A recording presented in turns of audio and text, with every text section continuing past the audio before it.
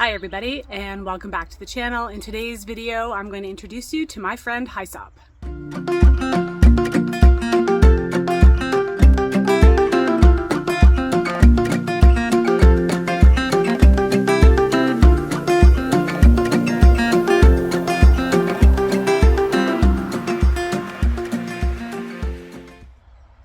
So I am braving the heat and heading out to harvest one of my favorite plants. And it's funny because my students point this out all the time. They're like, Corinne, you say that about all of them. And it's true. I do love all of my plant friends. But I really do like Hyssop or Hyssop, depending on how you pronounce it, either or. And the specific plant I'm working with today is Hyssopus officinalis, so common Hyssop, and not anise Hyssop. So there would be some different properties with that. But I really like this plant for a bunch of reasons, because it's excellent to support the digestion as well as the respiratory system. So I'm going to turn the camera around, show you what the plant looks like, talk a little bit how I harvest it. I'm going to be, hopefully, I've already got 500 mils of tincture made, and then I waited for more to flower so I can make another 500 milliliters, because I usually go through a liter in clinic over the year. And so I'll show you what the plant looks like and explain a bit about how to harvest it and some of its medicinal properties. I think every time I bring you to my herb gardens, they get more and more abundant and wild, which is awesome. Like, check out the St. John's wort in the back. My echinacea has flowered. My calendula has started to flower, which is great. My catnip is taking over the garden, so I'm gonna have to go over there and check that it hasn't completely choked out my holy basil. But this is the plant we're going to be talking about. This is Hyssop or Hyssop, depending on how you pronounce it. Hyssopus officinalis. And so I'm going to draw your attention to the leaves that are opposite each other. This is one of the ways that we learn about plant identification. And if you haven't seen my video on plant identification, check that out. It's a great pollinator.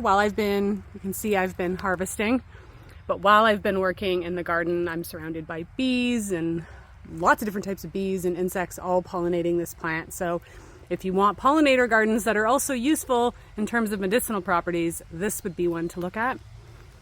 So it has, I'm going to double check because my notes say it's in the Lamiaceae family. And so I just want to double check that because I know taxonomy is changing constantly, but it does have a nice square stalk, which is indicative of the mint family. So that's another way that we can identify it. And of course, these really beautiful flowers. I'll see if I can get a close up. There we go.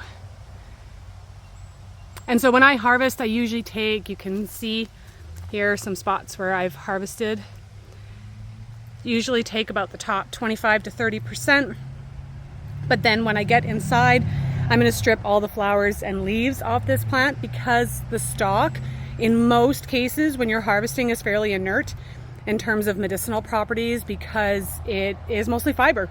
Its job is to hold up the aerial parts of the plant so it can reach the sun and do all that cool photosynthesis stuff that I teach my son when we're homeschooling. So there you have it. I'll give you another close look at those really beautiful flowers. Highly encourage you to grow this in your garden. I'm actually hoping to add more because I go through that whole liter in a year, and I could probably go through 2 liters. So if I'm able to naturalize this somewhere else on my property, I absolutely will.